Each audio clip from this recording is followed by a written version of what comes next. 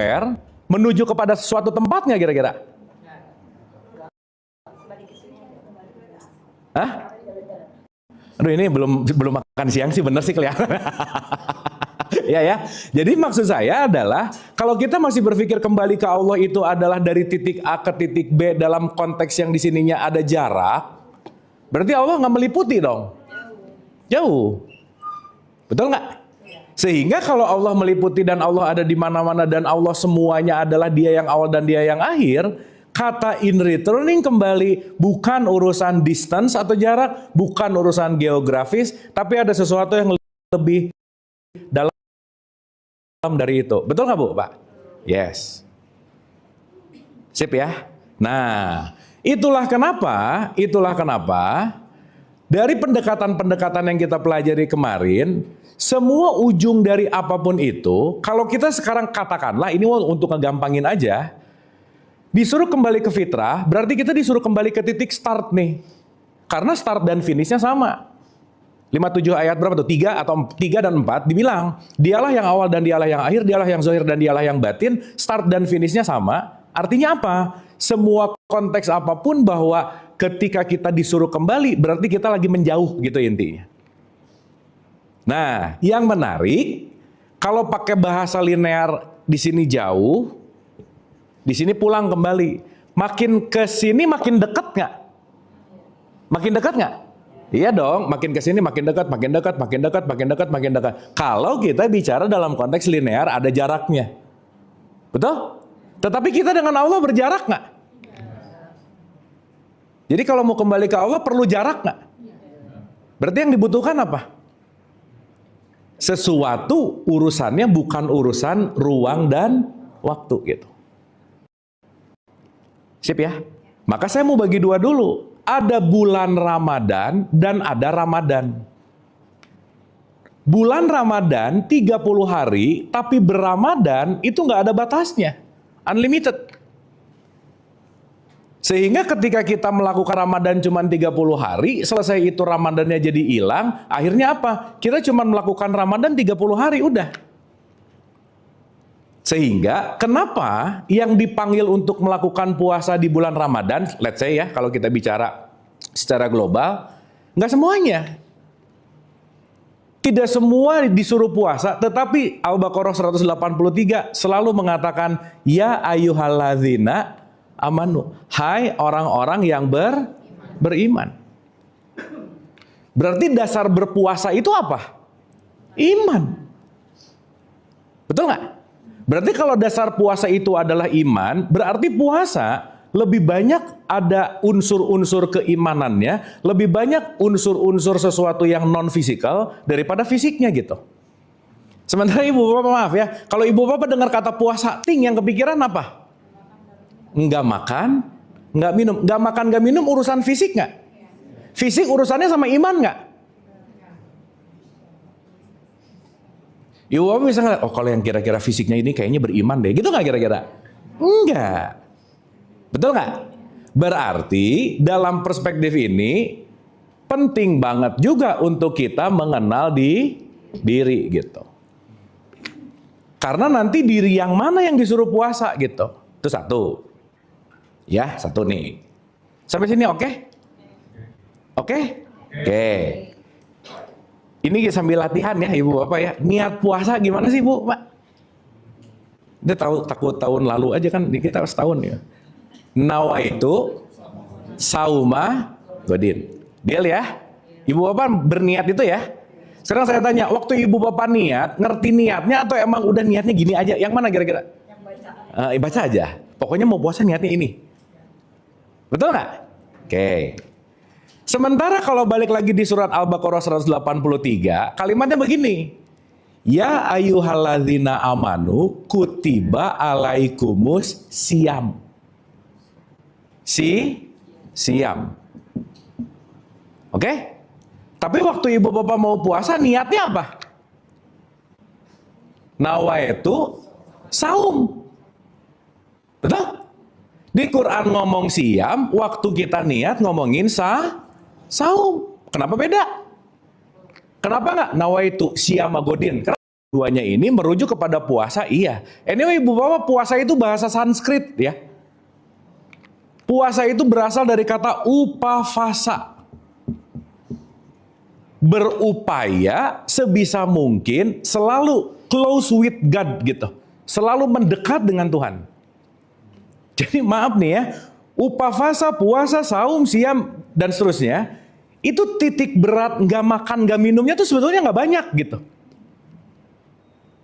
Sehingga kenapa Nabi Muhammad sampai bilang, banyak dari umatku yang berpuasa, mereka cuma dapat haus dan lapar. Berarti urusannya yang dilakukan hanya pokoknya nggak makan nggak minum, puasa aja gitu kira-kira. Sampai sini oke? Clear ya?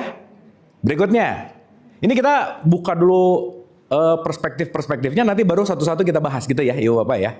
Supaya ada questioning dulu, supaya nanti kita oke gitu. Supaya maksud saya gini, supaya besok waktu Ramadan nggak mirip-mirip kayak Ramadan kemarin gitu Bu, Pak. Karena secara fakta, maaf ya, Ramadan itu sebetulnya pesta kuliner yang berbalut tarekat aja sih gitu. Urusannya cuma bukber, sahur bareng, makan apa, minum apa, udah gitu aja.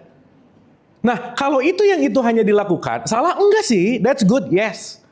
Tetapi concern utamanya ini bukan terletak pada diri yang paling luar, nanti kita bahas, tapi ada sesuatu yang lebih esensial gitu.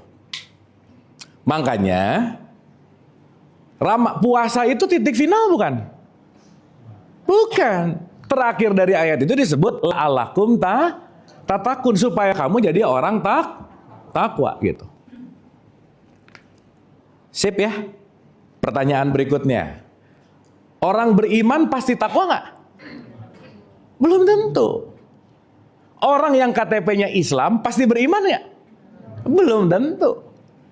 Jadi kalau besok concernnya keimanannya kita nggak ngerti, tiba-tiba ikutan puasa, yang jangan-jangan nggak ngerti tujuannya mau apa, ngikutin kebiasaan yang diulang-ulang, tapi nggak tahu arahnya mau kemana gitu.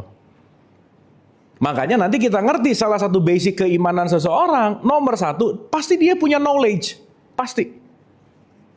Maka tanpa knowledge, kita hanya mengikuti sebuah tradisi kebiasaan. Ya, nggak ada manfaatnya pasti sih. Tapi nggak tahu tujuannya gitu. Yang akhirnya pokoknya 30 hari Ramadan, 1 Syawal, beres aja gitu. Gitu. Sampai sini, oke? Oke? Duh ya Bapak, ini hari ini diam-diam gini ya? Oke, ini. Ini belum puasa loh. Tapi dapat ya? Ya. Apa-apa yang barusan saya paparkan ada sesuatu yang jadi questioning nggak di sini? Iya dong, yang jangan-jangan selama ini nggak pernah dipikirin, nggak pernah direnungkan. Udah pokoknya satu Ramadan puasa udah. Terakhir 1 Syawal Lebaran udah. Gitu. Padahal Ibu Bapak nanti kita akan ngerti, maaf ya. Bulan Ramadan itu sebetulnya latihannya. Jadi sebulan latihan untuk menghadapi 11 bulan perang gitu kira-kira. Jangan sampai waktu latihan menang mulu, waktu perang kalah mulu gitu loh Bu, Pak. Di sini nanti puasanya tamat lah, ini apalah, oke lah, dan seterusnya gitu. Dan jangan lupa, waktu di bulan Ramadan rata-rata orang Islam puasa nggak? Nah sekarang saya tanya, kita nggak makan nggak minum, sementara semua orang nggak makan nggak minum, dan kita nggak makan nggak minum berpuasa, sementara orang semua makan dan minum bebas, yang lebih berat, yang mana kira-kira? Yang kedua. Jadi kalau kita nggak makan nggak minum, semua orang juga melakukan hal yang sama, biasa aja sih sebenarnya. Justru tantangannya setelah 30 hari kamu latihan, ini ada continuous improvement nggak di next month-nya gitu. Makanya bulan berikutnya namanya Syawal. Syawal itu artinya peningkatan, improvement gitu. Ya karena ini saya sedikit jump to the point, jump ke puasa.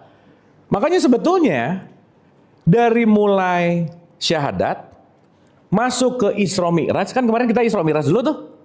Baru masuk ke Sya'ban, baru masuk ke Ramadan. Artinya apa? Kalau nggak ngerti syahadat, nggak ngerti Isra Mi'raj sholat, nggak ngerti konteks yang namanya ini juga Ramadan, nggak ngerti nanti zakat dan akhirnya haji, ini tuh sebetulnya satu rangkaian gitu. Bukan sesuatu yang terpisah sebetulnya. Makanya rangkaiannya tuh dari mulai Isra Mi'raj, bulan ke Ramadan, nanti Syawal, Zulqa'dah, baru haji gitu. Baru Muharram di situ. Nanti cycling gitu kira-kira. Nah, sorry to say, hal-hal gini kan dalam kebanyakan cuman ya udah event gitu. Sesuatu yang tiap tahun dilakukan ya udah Ramadan, puasa, Zulhijjah, kalau yang haji, yang motong kambing, motong sapi, motong, udah aja. Bulan depan ketemu lagi, bulan depan ketemu lagi. Nah, jangan-jangan yang kita lakukan hanya dalam bentuk konteks yang namanya as a physical gitu. Ya. Nah, sekarang kita elaborate dulu nih. Sampai sini oke Ibu Bapak? Ya, ini premis kita ya hari ini ya. Premis kitanya ada di sini nih. Gitu. Supaya nanti kita ngerti, oh betapa pentingnya sholat, betapa pentingnya puasa gitu. Dan itu datang bukan karena harus gitu loh Bu, Pak. Memang di awalnya ada harus dulu sih untuk membentuk yang namanya muscle memory, yes. Tetapi keimanan yang kedua itu adalah konteksnya adalah consciousness gitu. Jadi ada knowledge-nya, ada kesadarannya. Gitu intinya. Nah pertanyaannya begini. Kalau kita bicara tentang konteks diri, di mana diri kita ini yang menjadi paling fitrah adalah diri yang nggak pernah berubah sampai kapanpun, gitu intinya. Berarti dalam diri kita ini ada kefitrahan, di mana itu yang disebut sebagai diri sejati, gitu. Contoh, Ibu Bapak kalau kita ditanya siapa kamu, 99,9% pasti diasosiasikan dengan identitas, betul nggak Bu? Yes. Apa? Abu saya? No, Abu adalah nama saya. Berarti saya terasosiasi dengan namanya Abu. Apakah Abu adalah saya? Bukan, tapi Abu adalah melekat kepada aku. Betul nggak Bu, Pak? Pekerjaan melekat, status sosial melekat. Sehingga yang kebanyakan mengidentifikasikan diri, menyamakan diri, itu bukan kepada yang esensi, tetapi kepada yang terasosiasi. Di anak-anak sekolah, semua ibu-ibunya dipanggil sama ibunya siapa, ibunya siapa, ibunya siapa. Betul nggak Bu, Pak? Anaknya siapa, anaknya siapa, anaknya siapa. Sehingga ketika asosiasi-asosiasi itu ada, dan kita sadari bahwa setiap asosiasi itu adalah bukan fitrah, karena itu pasti bisa berubah, berarti itu bukan diri kita yang sejati gitu. Sampai sini oke? Sip ya? Dah. Ibu Bapak kita pusing-pusing dulu dikit nggak apa-apa ya. Nanti belakangan jedek baru dapat gitu. Supaya ada ini dulu gitu, ada paradigm yang kebuka sedikit supaya nanti kita dapat gitu. Nah, untuk memudahkan ini, contoh, inna lillahi wa inna ilaihi rojiun. Semua berasal dari Allah. Berarti source-nya Allah nggak kira-kira? Yes. Dalam tradisi Islam, Allah ini disebut the source-nya, kan ini penamaan gitu kira-kira. Tapi pada dasarnya ini adalah sumber. Makanya saya sering sebut ini yang disebut yang namanya true source. Sang sumber gitu. Berarti pertanyaan saya, mau ibu dan bapak, tetangga, ini semua yang kita lihat sumbernya datang dari sumber yang sama nggak kira-kira? Sama. Nah supaya memudahkan, nanti kita akan ngerti banyak aku di dalam aku. Kita ini layernya banyak sekali gitu. Maka di surat 20 ayat 14, dirikanlah sholat untuk mengingat aku. Terus aku yang mana yang harus diingat? Nah nanti kaitannya sama puasa fitrah, kamu ketika mengenal aku yang fitrah, kamu akan mengenal sumbernya gitu. Berarti syarat mutlak yang namanya fitrah, sesuatu yang tidak berubah gitu kira-kira. Ya, ini saya mau memudahkan dulu supaya nanti kita ngerti, paham, dan kita benar-benar akan memaknai ini semua dalam perspektif yang holistik gitu. Jadi saya kasih contoh begini. True source atau Allah ini kita sebut sebagai aku satu. Jadi nanti Ibu Bapak kalau kita ngelihat dengan kacamata yang lebih luas, ketika ngelihat siapapun, kita ngelihat layer gitu. Cuman yang paling gampang terlihat adalah layer yang paling terlihat oleh mata fisik. Betul nggak Bu Pak? Yes. Itu satu. Singkat cerita, nanti ini kita akan bahas lebih detail part-partnya di 3 pertemuan yang akan datang. Tapi ini untuk ngegampangin memberikan sebuah gambaran aja. Dia memercikan bagian dari true source itu menjadi tetesan. Kalau ini lautan, keluarlah satu tetesan. Namanya ruh. Itu yang disebut true self. Makanya di surat 32 ayat 9, aku tiupkan ruhku. Oke, sampai sini? Berarti Ibu Bapak semua orang yang ada di sini bagian dari true source ini yang kita semua adalah percikan ini nggak kira-kira? Yes. Inilah nanti yang kelak dinamakan fitrah. Nah, karena kita mau melakukan sebuah journey, dibikinlah aplikasi yang namanya nafs. Inilah yang disebut jiwa. Inilah yang disebut, kalau ini namanya aku 2, si jiwa namanya aku 3. 1, 2, dan 3 dibungkus pakai yang namanya jasad. Inilah yang disebut aku 4. Sampai sini oke? Berarti ini gampang aja dulu. Begitu kita ngelihat siapapun, ingat ada 4, 3, 2, 1. Maka kalau orang cepat menilai aku 4-nya aja, pasti ribut, berantem, dan judgment gitu. Kenapa? Karena yang paling gampang untuk kita lihat adalah yang tervisual. Inilah nanti yang kita sebut sebagai identity gitu. Sampai sini oke? Contoh. Mohon maaf ya Ibu Bapak ya.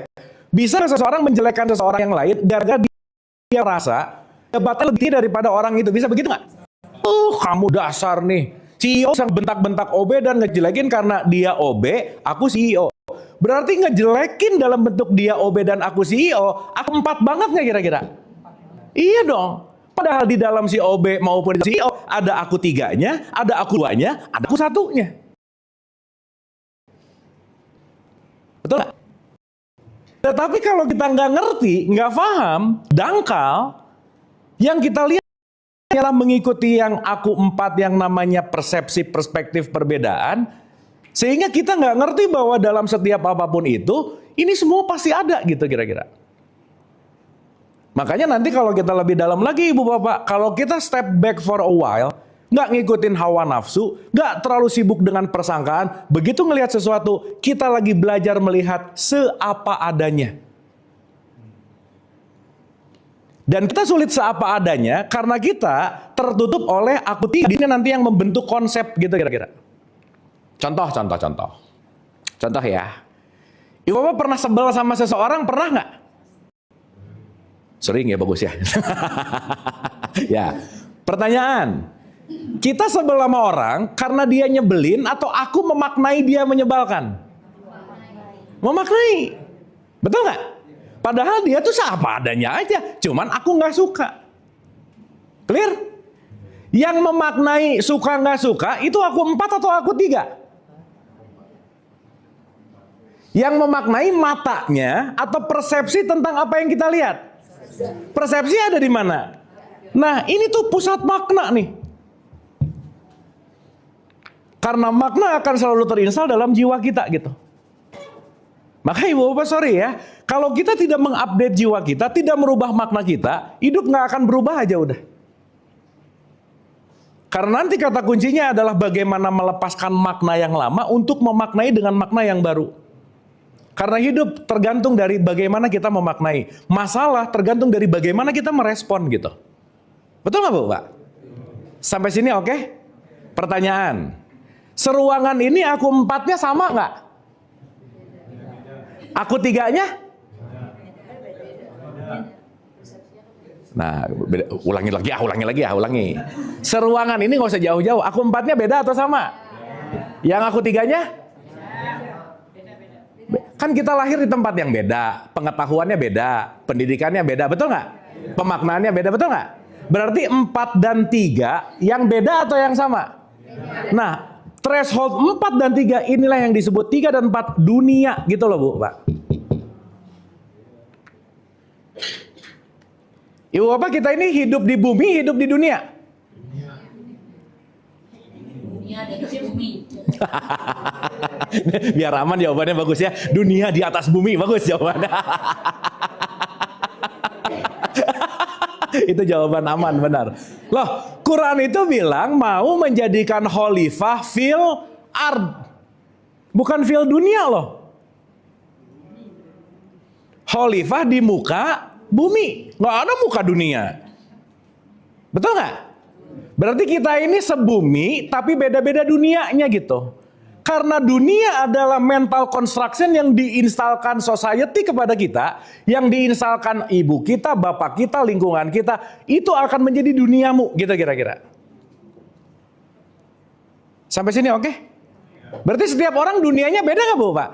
Itulah kenapa dasar utama dalam hidup nggak usah rese sama keyakinan orang, nggak usah rese sama pemikiran orang. Kenapa? Karena pasti beda gitu loh. Sampai sini oke? Padahal nanti kita akan ngerti bahwa yang kita selalu hadapi adalah kenyataan. Berarti aku 1, 2, 3, dan 4. Jadi 3 dan 4 kita sebut dunia, 1 dan 2 disebut akhirat gitu kira-kira. Makanya kan doanya gini, Robbana atina fil ard, gitu nggak? Fil ard atau fi dunia? Fi dunia. Ya Allah, yang 3, 4 diberesin supaya 1, 2 juga ikut beres gitu. Karena kalau 3, 4 nggak beres, 1, 2 nggak akan beres gitu kira-kira. Sip ya? Padahal kita semua sama-sama menghadapi kenyataan hidup. Berarti semua apapun konteks ketika kita bicara, kita lagi berhadapan dengan yang namanya realitas. Koma nih, ibu bapak punya masalah nggak dalam hidup? Apa masalah hidup ibu bapak?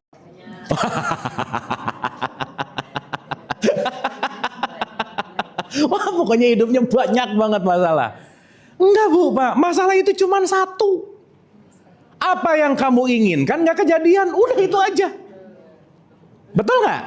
Berarti permasalahan adalah apa yang aku maknai tabrakan dengan realitas. Kenapa dalam setiap makna muncul ekspektasi? Jadi masalah adalah ekspektasi lebih besar dari realitas. That's become problem.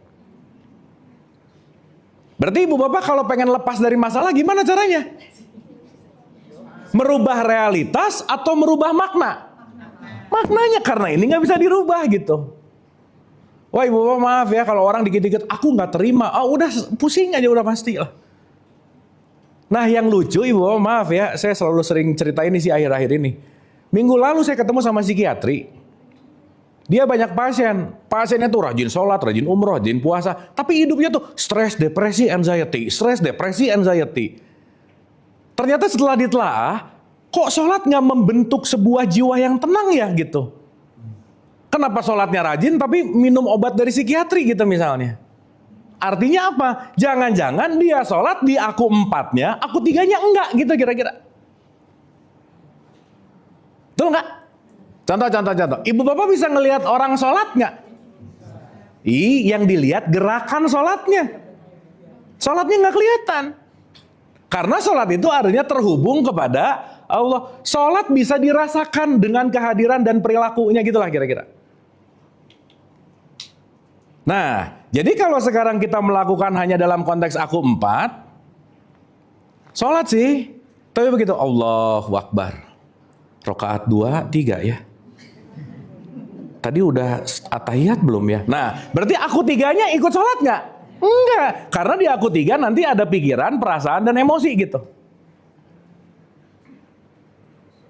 Nah, sorry tuh saya nih sampai tahapan ini. Berarti kira-kira kebanyakan orang ibadah hanya di aku 4 nggak kira-kira? Iya, maka nggak ada bedanya mau sholat sama senam, mau puasa sama diet. Urusannya cuma aku 4-nya, tapi aku 3-nya nggak tumbuh gitu kira-kira Bu Pak. Makanya Nabi Muhammad mengencourage, ingat ya. Ini udah banyak umatku yang puasa, dia cuma haus dan lapar, ngurusin aku 4 mulu.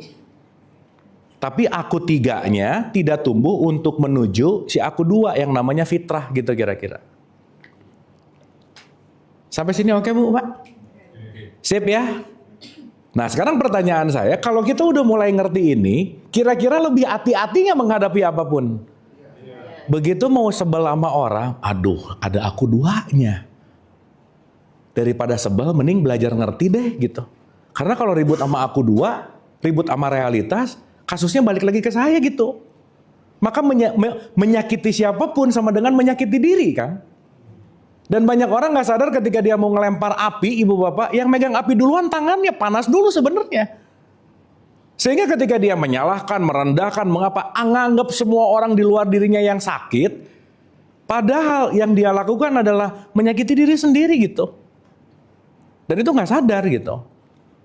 Sehingga ketika kita mulai punya perspektif yang lebih dalam tentang apa yang kita lihat, bukan hanya pemandangan aku 4, tetapi kita lebih dalam lagi, di situ kita akan menyadari bahwa oh iya ya, ternyata semua perbedaan itu cuma ada di 3 dan 4, udah masuk ke aku 2. Di situ kita mulai ngerti, kemana saja kamu menghadap, kamu melihat wajahnya Allah. Kira-kira kalau kita ngerti semua ngelihat wajahnya Allah, ibu bapak, sorry to say, mau ngehina mikir-mikir dulu nggak bu pak? Iya, kayaknya nggak usah deh. Kayaknya nggak perlu deh. Nah, understanding ini yang akan membawa kita, si jiwa ini jadi bertumbuh gitu. Sampai sini oke? Aduh, kalau masih gini ibu bapak, oke nggak ini? Oke. Saya kasih contoh satu lagi ya. Ibu, ini kita pemanasan ya, belum mulai. Belum, pemanasan dulu bentar. Abis gitu baru ke ya ayyuhalladzina dan seterusnya gitu. Supaya nanti kita ngerti esensi puasa tuh mau kemana gitu. Ulang. Berarti aku 4, tubuh fitrah bukan? Hah? Aku 4, fitrah bukan? Kan tadi premisnya fitrah nggak pernah berubah. Aku 4, berubah nggak? Berubah. Ibu bapak ngaca 15 tahun yang lalu sama tadi pagi beda nggak? Beda. Lebih lucu mana?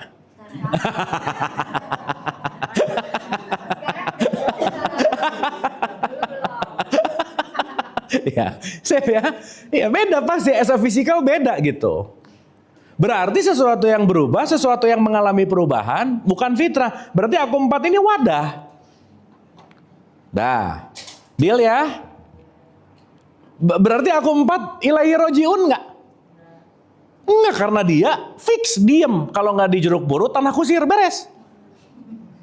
Tempat pemakaman jasad umum. Dapat ya? Dah. Aku 3, fitrah bukan?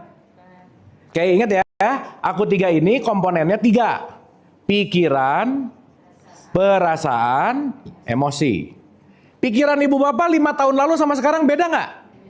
Beda. Dari nggak usah 5 tahun lah. Emosi pagi tadi sama sore ini beda nggak? Berarti aku 3 fitrah bukan? Bukan. Dia pasti berubah gitu.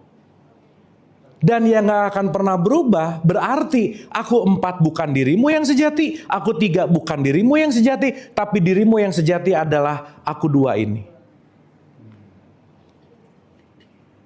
Cuman kita mengasosiasikan diri, aku adalah aku 3 dan aku 4. Udah gitu, dia akan terasosiasi dengan apa? Nama, jabatan, agama, suku, bangsa, ras. Jabatannya selesai, stres dia. Kenapa? Terasosiasi dengan jabatan. Hartanya hilang, stres dia. Kenapa? Terasosiasi dengan harta. Dan seterusnya gitu. Sampai sini oke? Singkat cerita ibu bapak, Ramadan cuma mau ngelatih dari 4 ke 3, 3 ke 2. Dah gitu aja intinya. Bulan latihan untuk menembus dari 4 ke 3, 3 ke 2. Itu aja sebenarnya. Dan latihan ini sangat perlu. Kalau kita tidak melakukan yang namanya latihan, kita jadi nggak terlatih gitu. Jadi kalau sekarang besok masuk bulan Ramadan, aku harus puasa, belum beriman gitu. Kenapa? Contoh. Ya, contoh. Udah ya. Sampai sini oke? Dapat ya? Saya simpulkan dulu pemanasannya. 1. Banyak diri di dalam, banyak aku di dalam aku. Bahwa dalam perspektif ini kalau kita bicara bahwa ada aku 1, 2, 3 dan 4, 4 adalah jasad, 3 adalah jiwa, 2 adalah ruh, 1 adalah source, itu Allah itu sendiri. Ya, maka semuanya pasti memiliki 4 potensi ini gitulah kira-kira. Sip ya? Supaya nanti kita ngerti yang kita lakukan itu di 4, 3, 2 atau 1 gitu. Supaya nanti kita ngerti ibadah itu yang mana gitu. Karena kalau ibadah cuma 4-nya doang, jadi ritual. Makanya disebut sembah raga. Tapi belum masuk kepada sembah rasa. Gitu. Sehingga kalau ini yang dilakukan, ininya belum tentu tumbuh gitu. Nah, jadi simply semua apapun yang dilakukan dalam bentuk yang namanya ritual, intinya adalah menumbuhkan jiwa dan semuanya ini dalam keadaan yang namanya holistik gitu. Satu kesatuan. Aku 4 menua nggak Bu, Pak? Kalau aku 3 mendewasa. Ya. Jadi kalau aku 4 menua pasti mendewasa nggak? Belum tentu. Kenapa? Karena kecerdasan jiwanya belum tentu naik gitu. Tapi tua pasti. Jadi yang tua belum tentu dewasa, belum tentu. Gitu. Makanya kedewasaan aku 3 nanti disebut balig namanya. Makanya disebut akil balig. Awal di mana dia aku 3-nya matang gitu. Maka kalau orang jiwanya udah matang pasti banyak menggunakan pikiran, menyadari perasaan dan menyadari emosi gitu. Makanya digunakan akal. Makanya kita manusia dikaruniai yang namanya akal. Ibu bapak keseharian kita banyak mikir atau banyak kebiasaan? Yang mana Bu Pak? Udah jadi program di sini. Yang kemarin kita cerita kan? Lebih banyak berpikir atau lebih banyak pikiran? Udah. Iya, lagi banyak pikiran ngerasa mikir gitu. Aku tuh pemikir. Bukan, kamu banyak pikiran, bukan pemikir gitu. Makanya kenapa Quran berulang-ulang tatafakkarun ta'qilun, tatafakkarun ta'qilun gitu kira-kira. Sip? Oke ya? At least tahu dulu, oh ada bagian physical, psychological, spiritual, ilahiyah. Ada makro, meta, sama mikrokosmos misalnya. Dan ini semua jadi satu kesatuan yang gak pernah terpisah gitu. Nah, sekarang kita mulai nih. Bismillah ya.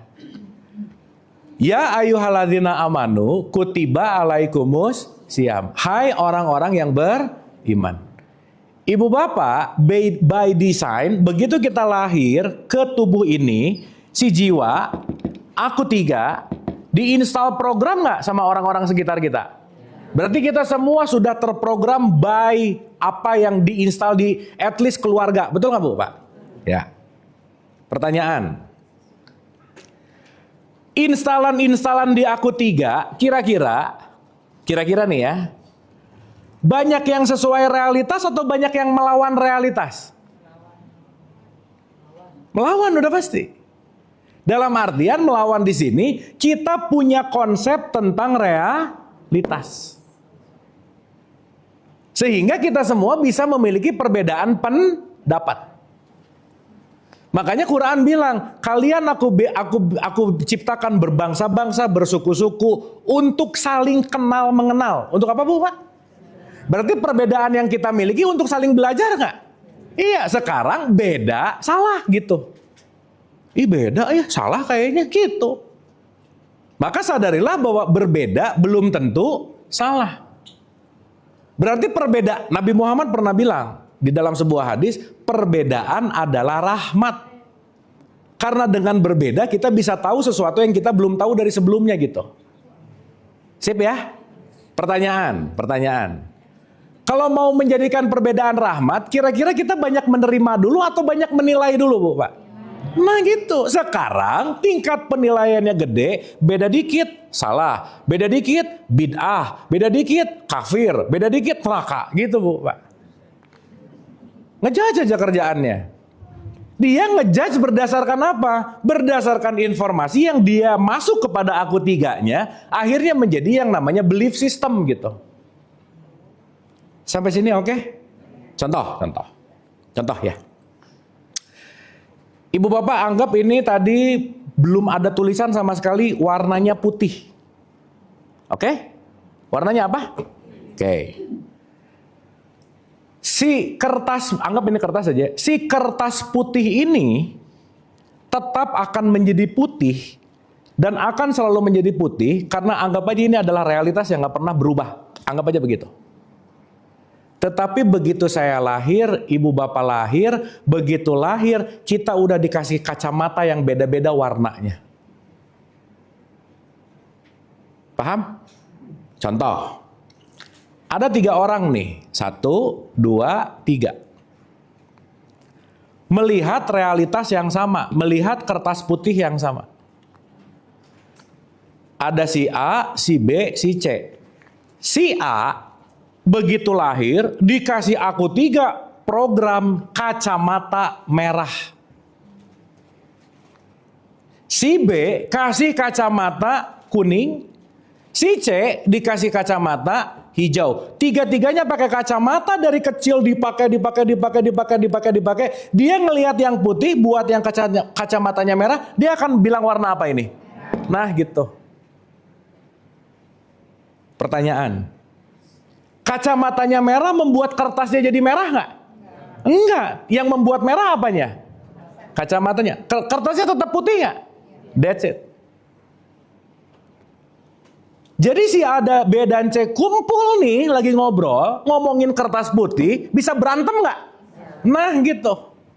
Enggak kuning, hijau, tiga-tiganya lupa ngelepasin kacamata. Sehingga ketika perspektifnya beda melihat realitas, pasti terjadi perbedaan pendapat gitu kira-kira. Sampai sini oke? Oke? Dapat ya?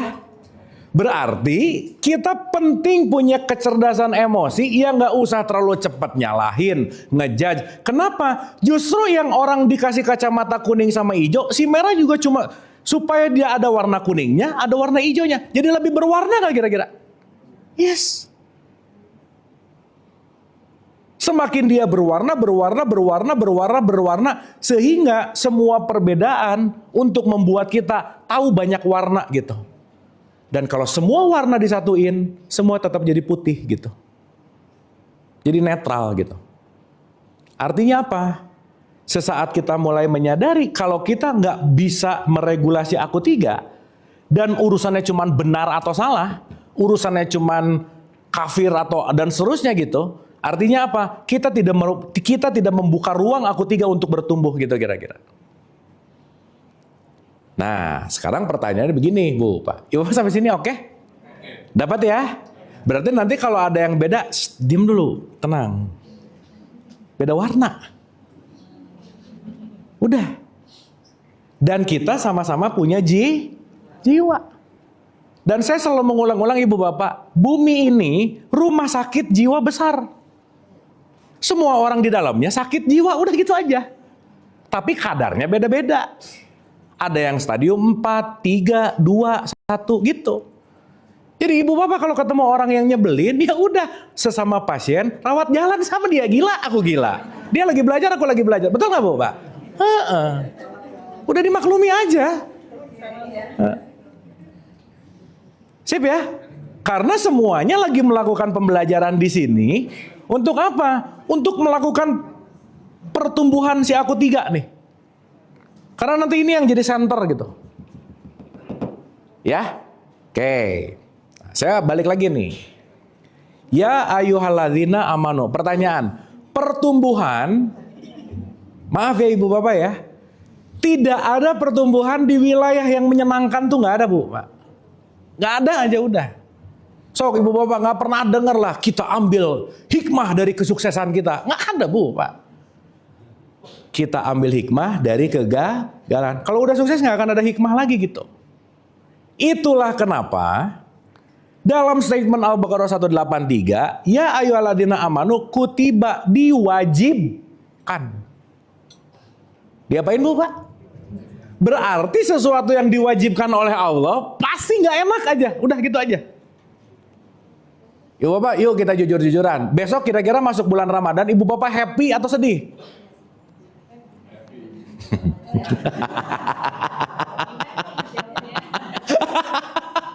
Ginilah, Ibu Bapak lebih mending makan bebas kapanpun mau, minum bebas kapanpun mau, atau diatur-atur jam makan sama jam minum. Mana yang lebih prefer? Berarti sebenarnya begitu masuk bulan Ramadan diatur-atur, happy nggak sebenarnya? Ya. Happy tapi ngegas ya, happy. Betul nggak? Ini kan sok-sok bahagia banget, masuk bulan Ramadan. Padahal makan mau diatur, minum mau diatur, bangun disuruh lebih pagi. Sebenarnya nggak happy-happy banget sih gitu. Cuman so happy aja sih gitu, kayaknya gitu. Nah, tetapi yang ingin saya garis bawahi di sini untuk menyadari bahwa, maaf nih ya, kalau Allah mengatakan wajib, itu pasti ada pertumbuhan jiwa dan pertumbuhan itu nggak enak, udah gitu aja. Berarti kita akan menghadapi sesuatu yang nggak enak nggak sebetulnya? Iya. Proses. Ibu bapak menikah wajib nggak di dalam tradisi Islam? Hah? Wajib. Berarti kalau wajib premis tadi menyenangkan atau tidak menyenangkan?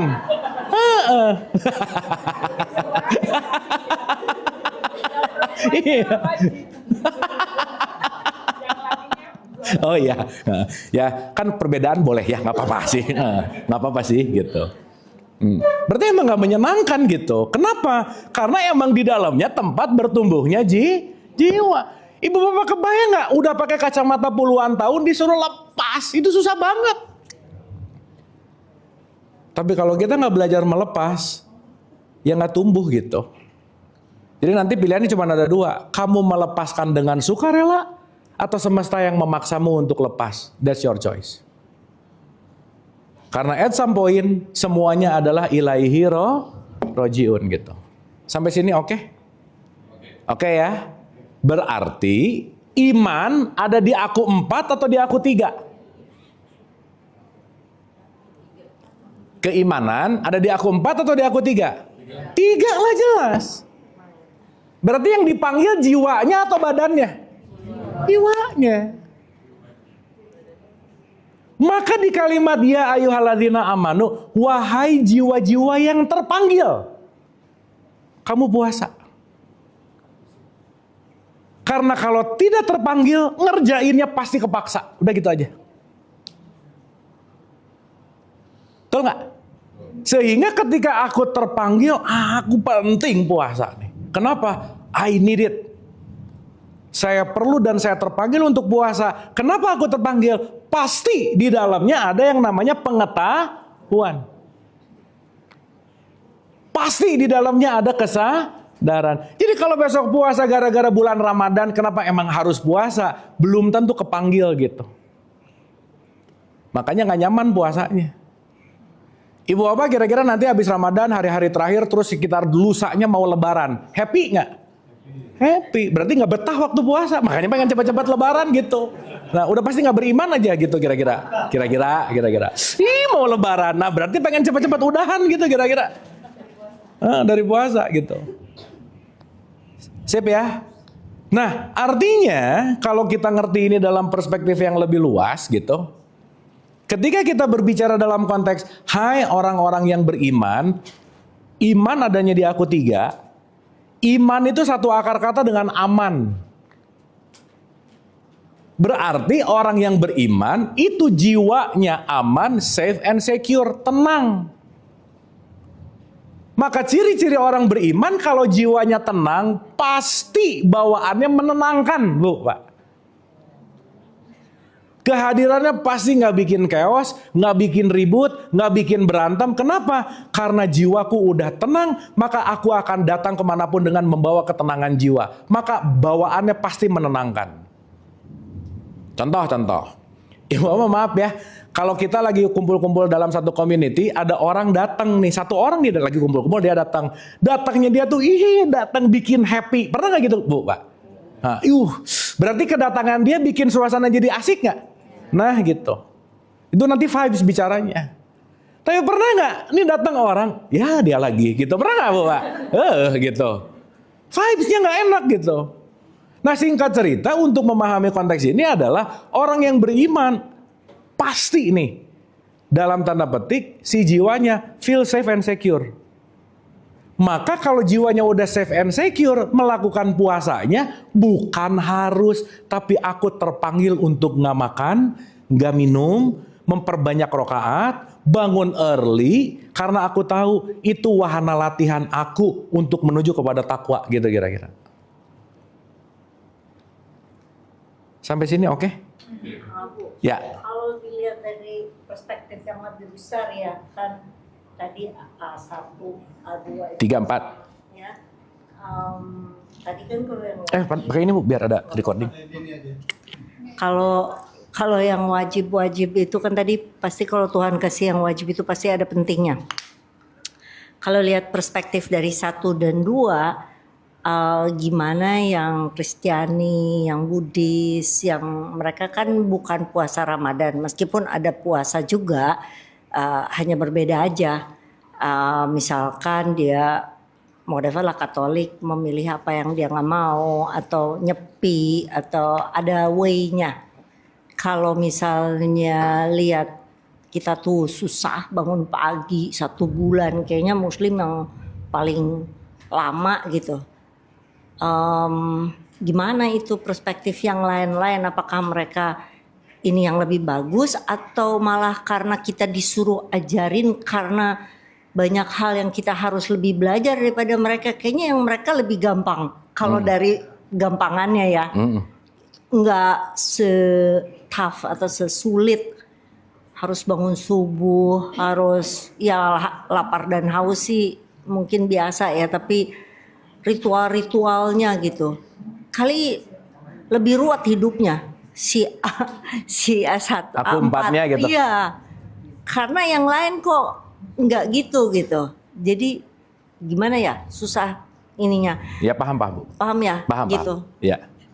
Ya intinya gini lah, di Islam sholat 5 kali misalnya, di Kristen seminggu sekali 2 gitu kan kira-kira. Nah sekarang pertanyaannya gini, mau 5, mau 4, mau 3, mau 2, mau 1, mau sebulan, mau apa, itu namanya ritual Bu.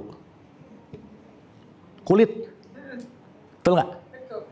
Tetapi yang terpenting adalah bukan kuantitas ritualnya, tapi kualitas pertumbuhan jiwanya ini yang paling penting sebetulnya. Benar, tapi kenapa udah heboh gitu? Hah?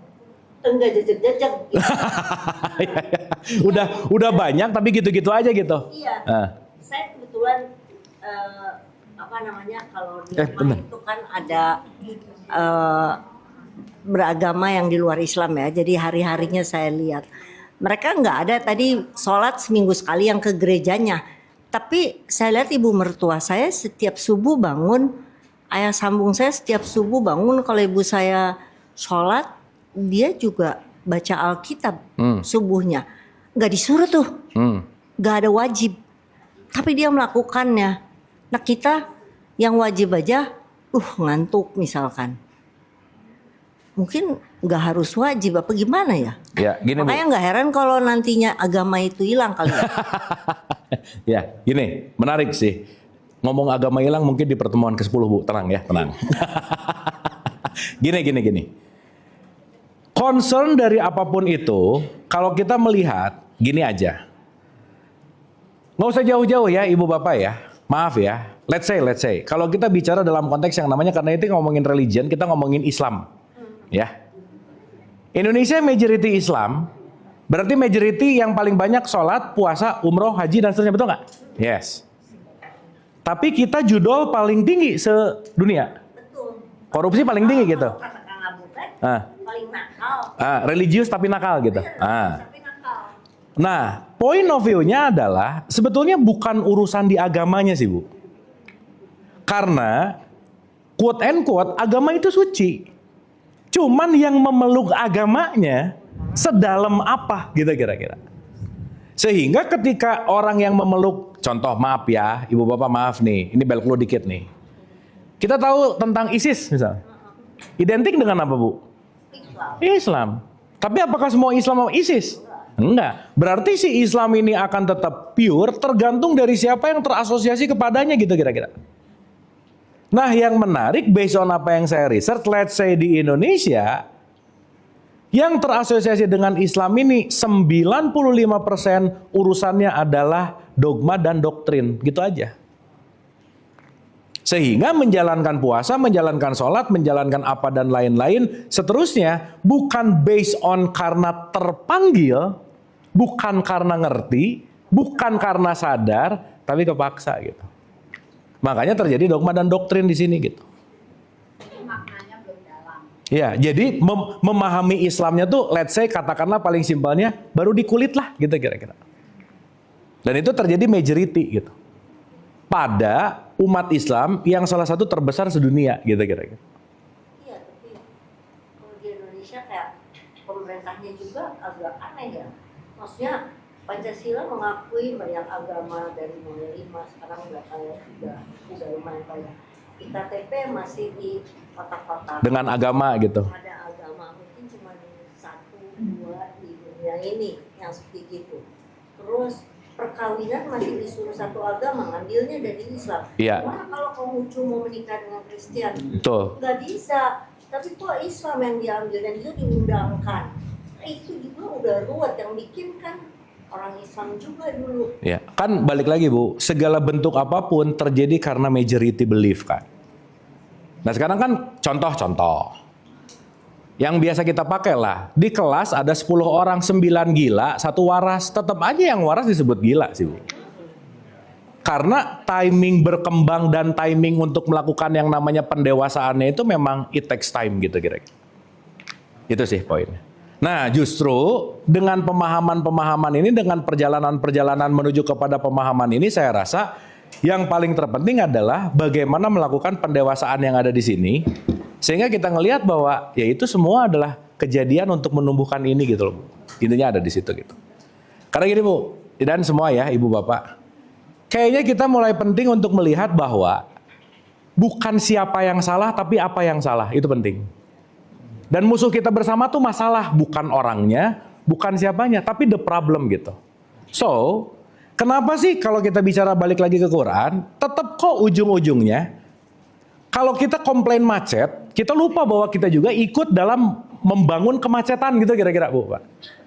Dalam tanda petik, nah sangat penting untuk membangun yang namanya personal development atau kembali kepada diri sendiri gitulah kira-kira. Nah jadi balik nih, kita akan membentuk sebuah community ketika udah kembali ke diri, ketika kita udah memperbaiki ke dalam, kita akan membuat ripple efek yang lebih baik gitu kira-kira. Gitu Bu sementara Bu. Supaya nanti kita bahas religion in depth lah gitu. Karena menarik kita nanti bahas agama gitu. Sip ya. Ada dulu di sini mau tanya atau diskusi? Lanjut ya. Tapi sampai sini oke? Get something nggak Ibu Bapak sampai sini? Dapat sesuatu? Dapat ya? Sip ya. Oke. Iya Pak.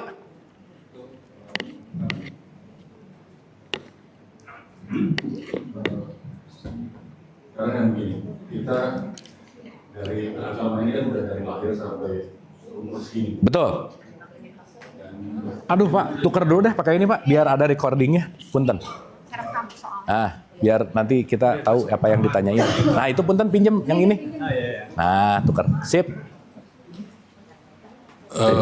Doktrinnya kita terima itu kan udah macam-macam nih doktrinnya gitu ya. Udah ketanam. Tanam Iya. macam-macam ini. Nah, cuma kenapa ya sulit doktrin itu menjadi sebuah belief gitu loh. Sementara kan kita ini apa ya sudah bolak-balik ngerjain, ngelakuin sesuatu apa gitu ya. Ya walaupun tadi mungkin ininya kesimpulannya ada karena kesadarannya yang mungkin kurang gitu ya dalam menjalankan doktrin itu gitu loh. Tapi kan banyak orang mengatakan sesuatu itu kalau dikerjakan berulang-ulang lama-lama dia jadi sebuah kebiasaan, jadi sebuah belief gitu ya. Betul. Nah itu yang jadi pertanyaan tuh. Walaupun ya nanti orang akan ngomong wah kan ada setan, ada ini yang menggoda segala macam apalah gitu ya. Itu mungkin yang mau saya tanyain gitu. Siap, makasih Pak. Betul sekali, betul sekali. Apa yang diulang-ulang kita akan menjadi. Tetapi kalau kita mengulang-ulang ke tempat yang tujuan yang nggak tepat, akan menjauh tetap gitu kira-kira Pak. Kan kembali ke situ. Nah justru itulah seninya hidup ketika kita udah terpapar oleh apapun si aku tiganya, udah pakai kacamata.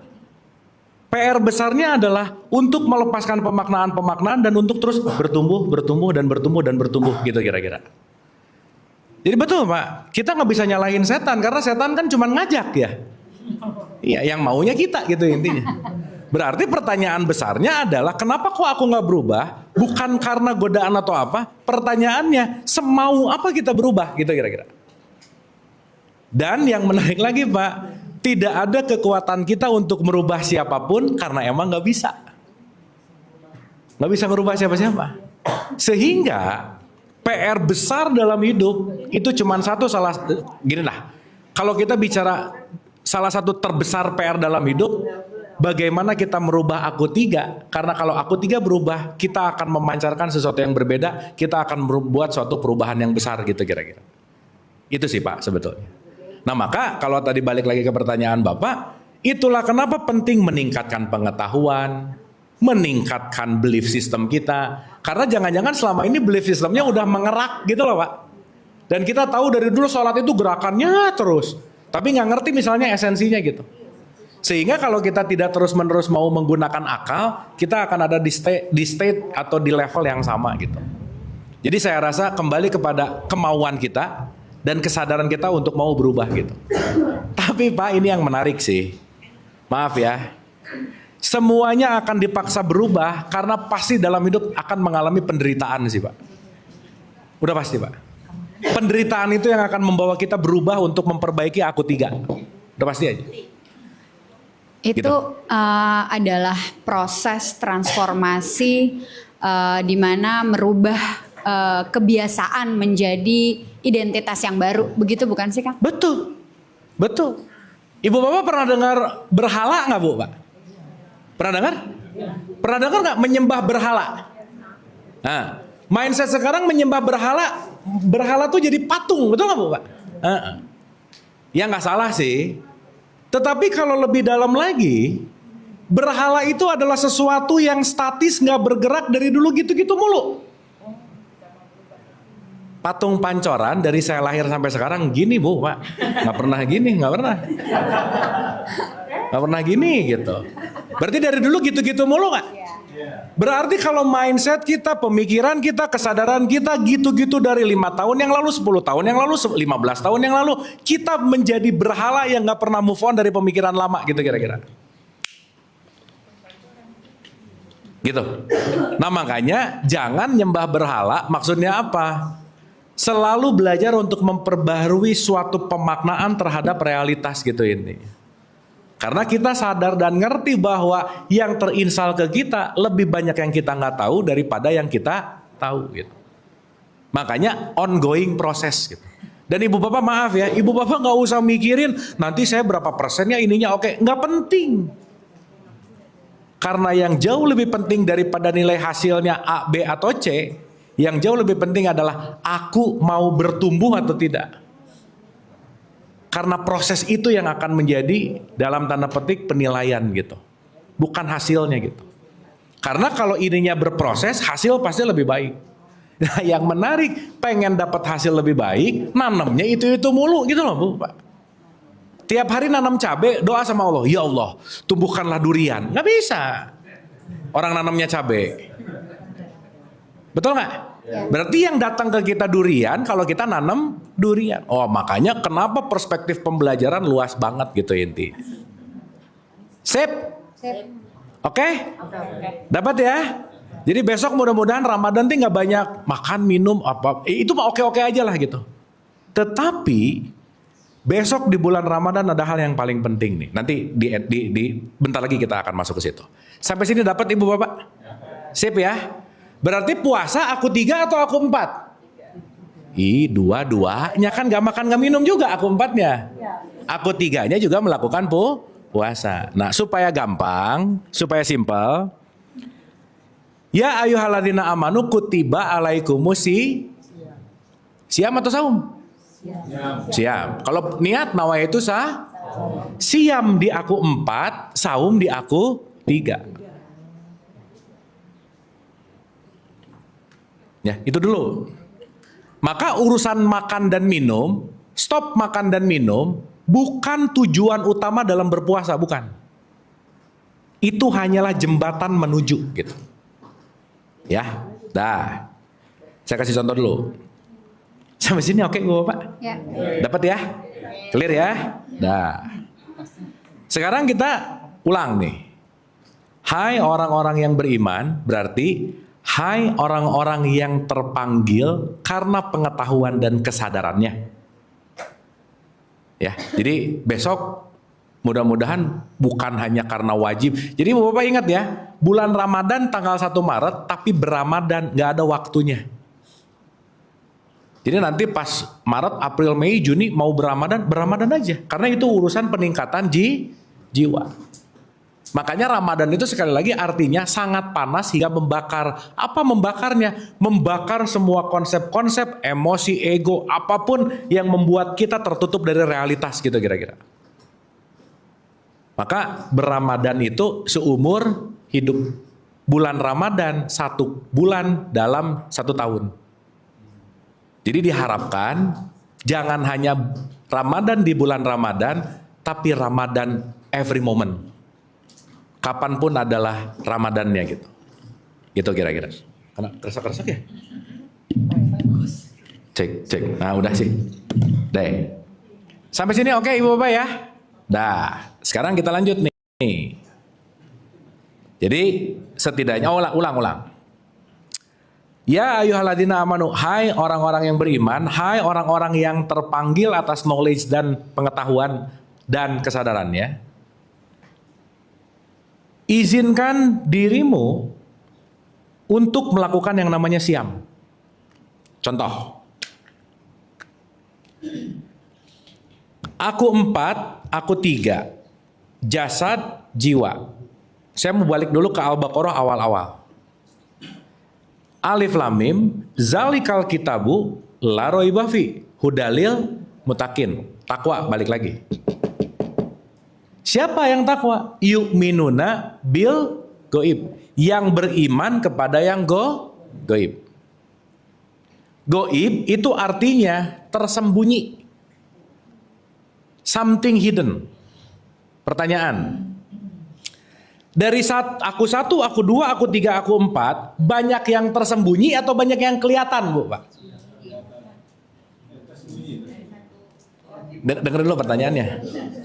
Aku 1, aku 2, aku 3, aku 4. Yang kelihatan gampang, visible. Lebih banyak yang kelihatannya, lebih banyak yang gak kelihatannya. Ibu Bapak ngelihat orang kalem banget, dalamnya overthinking banget, bisa loh. Mukanya santai tapi di dalamnya deg-degan lagi depresi, nggak tahu kita, betul nggak? Sehingga ketika kita ngelihat siapapun, ingat yang nggak kelihatannya lebih banyak daripada yang kelihatan gitu. Itulah kenapa penting untuk tidak terlalu cepat mengambil kesimpulan. Sip? Berarti, ini mah harus dibaca sih. 49 ayat 10, tolong ada yang bacain nggak? Sesungguhnya orang-orang mukmin itu bersaudara. Sesungguhnya orang-orang apa? Mukmin. Mukmin itu apa? Apa ya? Orang yang beriman. Jadi orang yang beriman bersaudara nggak? Iya. Iya, saudara itu kan satu udara. Satu udara itu berarti satu sumber nggak kira-kira? Yes. Berarti konteks yang berbeda itu kan 3-4 nih. Siap ya? Lanjut. Karena itu damaikanlah antara kedua saudaramu yang berselisih dan bertakwa kepada Allah agar kamu mendapat rahmat. Oke, disuruh mendamaikan, disuruh bikin ribut, Bu, Pak. Damai. Jadi kalau puasa rajin, umroh rajin, kerjaannya berantem mulu. Nah, ada something tuh.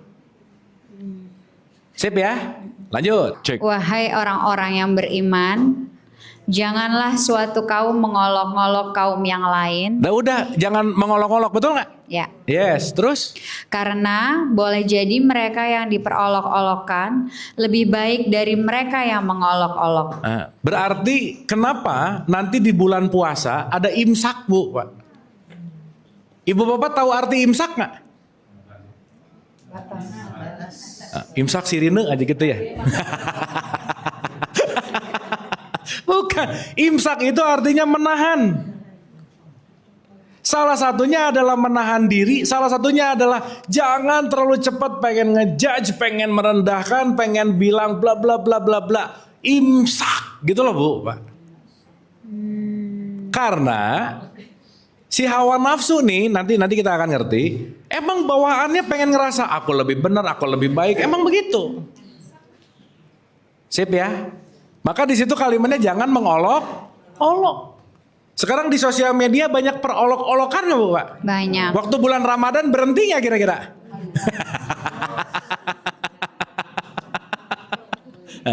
Yang olok-oloknya status profil picture-nya Islami banget lagi gitu. Tapi yang keluarnya bahasanya ya gitu deh, gitu. Misalkan. Lanjut. Dan jangan pula perempuan-perempuan mengolok-olokkan perempuan lain, karena boleh jadi perempuan yang diperolokkan lebih baik dari perempuan yang mengolok. Pertanyaan. Iya, nanti saya jelasin perempuannya Karena kenapa yang ya. suka gibah ya. Ya, karena yang suka ngomongin orang laki-laki atau perempuan? Dua-duanya. Enggak. Gini Ibu Bapak. Kalau di Quran ada kata-kata laki-laki dan perempuan, itu tidak hanya berbicara dalam konteks gender sebagai laki-laki dan perempuan, bukan. Tapi kembali, nanti kita akan ngerti, perempuan itu lebih kepada feminisme, laki-laki itu lebih kepada yang namanya maskulin. Dan setiap kita punya maskulin dan punya feminin. Ya, saya komain dulu dikit, ini penting nih. Di aku 3 ada laki-laki perempuan nggak? Ada. Di aku 3. Oh nggak ada. Taunya laki-laki perempuan kalau di aku berapa? 4. Tapi di aku 3 nggak ada gender di situ. Yang ada maskulin dan feminin. Gampangannya begitu. Ya. Nah, saya kasih contoh dulu Ibu Bapak. Maaf ya, ini supaya mudah nih. Dalam perspektif tasawuf, ada rijal, ada nisa, ada laki-laki, ada perempuan. Oke? Jadi kalau kita bicara laki-laki dan perempuan, kalau dalam perspektif tasawufnya disebut ada jamal, ada jalal. Ada sifat maskulinnya Tuhan, ada sifat femininnya Tuhan.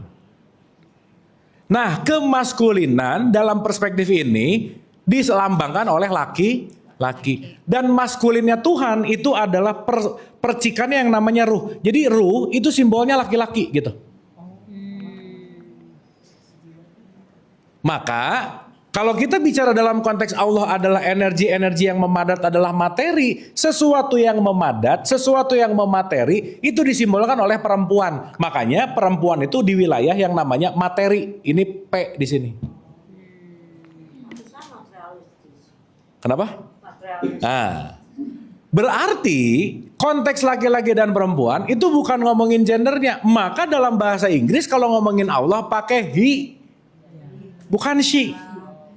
Itu bukan urusan Allah perempuan, bukan. Tapi he as a spirit adalah konteksnya ruh gitu. Oke? Ya. Nah, Ibu Bapak pernah dengar cerita Isra Mi'raj dan Nabi Muhammad nggak? Ngintip neraka nggak? Di neraka Nabi Muhammad banyak ngelihat perempuan, bukan cewek, perempuan. Ya cewek boleh lah. Ya tapi dalam konteks ini perempuan aja ya. Maksudnya apa? Nabi Muhammad bukan ngelihat mak-mak, ibu-ibu, bukan. Tapi Nabi Muhammad ngelihat orang-orang yang melekat kepada perempuan, means materi, orang yang materialistik banget gitu kira-kira. Jadi saya nih gendernya laki-laki, tapi materialistik banget dalam perspektif Quran, perempuan gitu loh Bu. Dapat ya? Makanya arijalu qawamu ala nisa, laki-laki pemimpin bagi perempuan, bukan suami pemimpin bagi istrinya, bukan itu poinnya. Jadikanlah ruhani sebagai penopang, biarkan materi yang ngikutin gitu. Karena aku dua atau ruhani ini yang menjadi yang diri yang sejati gitu kira-kira. Sampai sini oke? Oke ini? Oke. Sip. Berarti Ibu Bapak nih ya, kecenderungan mengolok-olok, kecenderungan kita bisa ngomongin kecenderungan apa dan lain-lain karena ada dukungan dan impuls dari luar nggak kira-kira? Iya. Berarti Ibu Bapak, ketika kita ngomong nawaitu saum, saum bukan di aku 4 atau di aku 3, maka Ramadan sebetulnya adalah aku mau mengizinkan untuk kontemplasi, untuk quote and quote menyendiri, untuk tidak terlalu sibuk dengan apapun di luar, karena aku dalam tanda petik mau menyepi gitu kira-kira. Bahasa gampangnya. Makanya dalam konteks di bulan Ramadan, urusan-urusan ruhani diperbanyak nggak kualitas waktunya? Iya. Bangun lebih pagi, rokaat dibanyakin. Maksudnya apa? Supaya nggak terlalu banyak sibuk lagi sama urusan-urusan perempuan tadi gitu kira-kira. Supaya kita melakukan yang namanya changing habits gitu. Kita melakukan yang namanya perubahan kebiasaan. Kenapa? Karena kalau tidak dilakukan perubahan kebiasaan, kita nggak akan melakukan perubahan hidup gitu kira-kira. Sampai sini oke Bu, Pak? Ya. Jadi maaf ya, kalau di non bulan Ramadan ngegosip, bulan Ramadan ngegosip juga, berarti nggak ada perubahan dong. Sebelum Ramadan pelit, habis Ramadan tetap pelit. Tapi gosipnya habis buka kan. Ya, saya jadi ingat cerita nih, aduh terima kasih ya. Saya waktu syuting, waktu zaman The Master, ibu bapak nih ya, ini keren nih ceritanya. Syuting siang-siang nih, puasa lagi. Kameramen sama orang kreatif berantem Bu, Pak. Wah. Yang satu rada ngerti kali ya. Sorry, gua lagi puasa, gua nggak mau berantem. Wih, paham nih gitu. Tahu, dikomain. Nanti kita beresin habis buka, katanya sama aja. Kan bukan itu gitu poinnya. Timingnya tuh bukan masalah buka puasa tuh buka bebas balik lagi. Bukan gitu. Bukan itu poinnya gitu. Sip ya. Ibu bapak ngomong-ngomong ya, dikit nih langsung to the pointnya ke sini. Kenapa tarawih tidak ada di bulan lain selain ada di bulan Ramadan? Kenapa? Di bulan lain ada sholat lain. Oke. Tapi berarti ada maksud tujuan tertentu nggak dengan tarawih? Nah, contoh nih. Kalau mobil mau diservis, dia akan bisa diservis karena mesinnya bisa dimatiin, Bu, Pak. Maka diservisnya bisa oke lah gitu kira-kira. Kalau mobil mesinnya nggak mati diservis, dia akan susah. Betul nggak Bu, Pak? Sip. Maka ini kalau nggak shutdown, susah melakukan services gitu. Maka salah satu untuk melakukan servis tubuh kita dengan bagaimana caranya mempersedikit jumlah asupan nutrisi dari luar gitu kira-kira. Sip ya. Iya. Karena ibu bapak sekarang, maaf ya, kita ini hidup untuk makan atau makan untuk hidup? Yang mana Bu, Pak? Nah, kita ini makan kalau tubuh perlu atau kalau pengen? Sekarang mah kalau pengen. Nah, berarti kita bisa craving makan di mana tubuh biologis kita ternyata nggak terlalu butuh-butuh amat gitu. Betul nggak? Ya. Sehingga ada lapar biologis dan ada lapar psikologis. Tubuh nggak perlu nutrisi, tapi tetangga buka citato wangi. Lapar. Akhirnya masuk numpuk. Kalau ngomongin secara biologis, ibu bapak, sorry to say, hari ini orang yang banyak mati bukan orang yang kelaparan, tapi yang kebanyakan makan. Sip ya. Berarti fisik perlu diregulasi nggak kira-kira? Yes. Kembalikanlah kepada nature-nya gitu. Supaya merubah kebiasaan yang biasanya kita craving, sikat. Stop. Supaya kita kembali kepada body clock asli gitu loh Bu, Pak. Ya. Nah, 183 teh Al-Baqarah, maaf. Yuk balik lagi ke situ. Hai orang-orang yang beriman, Wahai orang-orang yang udah oke ya, paham ya, berarti sampai sini ya. Lanjut. diwajibkan atas kamu berpuasa sebagaimana diwajibkan atas orang sebelum kamu agar kamu bertakwa. Agar kamu apa? Bertakwa. Ibu bapak masih ingat nggak salah satu ciri-ciri orang takwa? Orang takwa adalah berinfak baik lapang maupun Susah. sempit.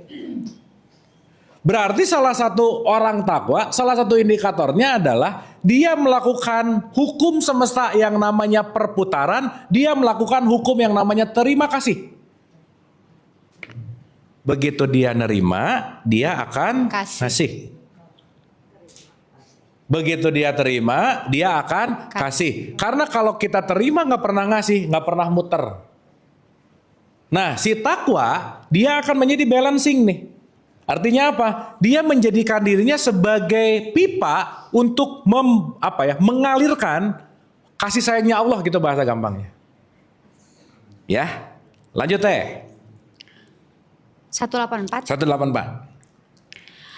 Yaitu beberapa hari tertentu. Maka barang siapa di antara kamu sakit atau dalam perjalanan lalu tidak berpuasa, maka wajib mengganti sebanyak hari yang dia tidak berpuasa itu. Oke, udah ya, ini mau jelas ya. Lanjut.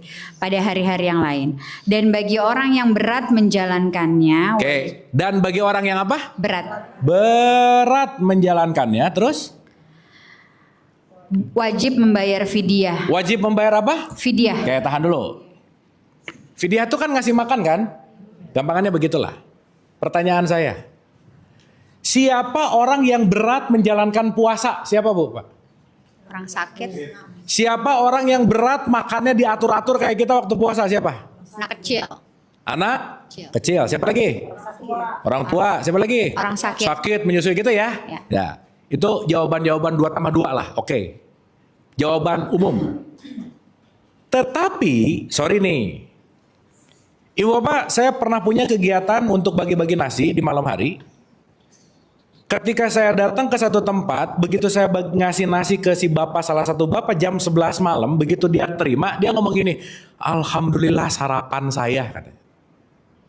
Jam 11 malam. Dia ngomong apa? Sarapan. Berarti kalau dia ngomong sarapan, ini makanan yang keberapa buat dia? Satu. Pertama. Pas makan saya tanya, "Pak, kan karena di baru makan?" Iya. Jadi emang udah biasa. Dia biasa hari ini makan, besok enggak, 1 hari setengah, 2, udah biasa buat dia. Karena memang tiap hari dia emang keadaan dirinya emang susah makan Bu, Pak. Karena ya begitulah kondisinya. Sekarang saya tanya, si bapak ini kalau nanti di bulan Ramadan disuruh puasa, beratnya buat dia? Enggak, udah biasa. Hah? Biasa. Pak, puasa ya dari subuh ke maghrib. Udah biasa. Tiap hari, nggak di bulan Ramadan, bahkan sehari setengah dia bisa nggak makan. Disuruh puasa dari maghrib, dari subuh ke maghrib. Berat nggak Bu, Pak? Enggak. Kenapa? Nah gitu. Sip. Nah sekarang pertanyaannya, berarti yang berat menjalankan puasa siapa nih? Yang nggak biasa. Kira-kira yang berat menjalankan puasa, bangun tidur breakfast, 9:30 brunch, belum jam 12 sudah 2 kali makan nih. 1 lunch, afternoon tea, belum jajan di antaranya, dinner. Kira-kira nih tipikal orang yang udah kesehariannya tiap dikit-dikit ngapain masukin makanan ke mulut, disuruh cuma 2 kali, beratnya Bu, Pak? Nah udah gitu. Berarti basic yang berat dalam konteks ini adalah berubah kebiasaan yang kita biasa gini, dan kata kuncinya bukan karena kamu gak makan gak minum, bukan. Ingat, la'alakum takun. Puasa itu supaya kamu jadi orang takwa. Orang takwa nomor 1 bersedekah baik lapang maupun. Berarti poin tidak makan bukan melaparkan diri, bukan menghauskan diri, tapi 1 Bu, Pak. 1 aja. Ingat ya, targetnya untuk jadi orang apa tadi? Bersedekah baik lapang maupun. Berarti orang yang takwa menjalankan hukum perputaran nggak? Ada terima kasih nggak? Nah, inti dari tidak makan, tidak minumnya kita, poinnya 1 Bu, Pak. Saya punya hak membeli makan siang, uang ada, kemampuan ada. Ulang ya. Nih saya gampangin gini aja Ibu Bapak. At least sehari biasanya kita makan 3 kali lah, pagi, siang, malam, oke? At least begitu. Waktu puasa siang kan nggak makan, betul nggak? Nah, maksud dari ya ayyuhalladzina amanu kutiba alaikumusiyam bukan siang aku nggak mau makan, bukan. Tapi karena aku mau menjalankan ketakwaan, dan karena takwa itu urusannya menyedekahkan baik lapang maupun sempit, simply bahwa jatah makan siang saya nggak akan saya ambil, saya kasihin ke fakir miskin. Paham nggak Bu, Pak? Jadi Ibu Bapak maaf nih ya, ini mah bertahun-tahun puasa, kalau survei sama aja hasilnya. Kalau habis sahur, subuh ketiduran, masa Bu, Pak, begitu buka mata, nomor 1 yang dipikirin, nanti buka pakai apa ya? Gitu Bu, Pak. Udah langsung ngurusin makan nggak kira-kira? Tapi kalau mau pakai contoh ini, yang sesederhana begitu buka mata, mindsetnya adalah jatah makan siang saya kasihin ke fakir miskin mana ya hari ini? Itu loh Bu, Pak. Beda nggak? Jadi jangan sampai puasa nanti nahan makan, nahan minum, nahan ngasih lagi. Jadi akhirnya menjamak takhir makan siang, pindah jam makan siang ke malam, di malam lebih sadis makannya gitu. Sip ya? Dapat ya? Jadi once nanti kita ngerti, dikit lagi Teh, dilanjutin. Tuh belum selesai. Oke. Yaitu memberi makan seorang miskin. Tetapi barang siapa dengan kerelaan hati mengerjakan kebajikan, maka itu lebih baik baginya dan puasamu itu lebih baik bagimu jika kamu mengetahui. Puasa itu lebih baik bagimu jika kamu apa? Mengetahui. Nah, jadi kalau kita nggak ngerti, dalam tanda petik kita hanya akan berputar-putar di aku 4, tapi tidak menumbuhkan aku 3 gitu. Sip ya Bu, Pak? Dapat ya? Nah, nanti di bulan Ramadan ini ada nuzulul Quran, ada Lailatul Qadar, ada banyak sekali gitu. Nanti saya rasa kita akan detailin satu. Tapi poin pentingnya hari ini setidaknya kita punya perspektif yang lebih dalam tentang yang namanya saum dan siam, tentang namanya puasa. Sekaligus dalam modulasi kita dalam mengerti dan mengenal diri, setidaknya kita ngerti bahwa semua konteks apapun ini selalu berkaitan sama 4 aku yang ada di dalam diri kita gitu. Supaya jangan sampai aku 4-nya pas lebaran bajunya baru tapi jiwanya tidak bertumbuh misalnya. Jangan sampai ininya tidak makan dan tidak minum tapi kemelekatannya nggak berkurang gitu misalnya. Jangan sampai kita euforia dalam perayaannya, tapi kita tidak menjadikan sebagai wahana latihan yang baik gitu misalnya. Nah jadi yuk di 30 hari kita mau menjelang bulan Ramadan ini, Ibu Bapak sekali lagi ya, kita penting untuk bersyukur karena ada sistem ini. Semua orang latihan bareng gitu Bu Pak. Tapi ingat, 30 hari adalah bulan Ramadannya, hanya latihannya. Tapi yang terpenting adalah after effect dari 30 latihan, aku 3-nya mau gimana gitu kira-kira. Sip ya? Nah jadi saya mau balik lagi.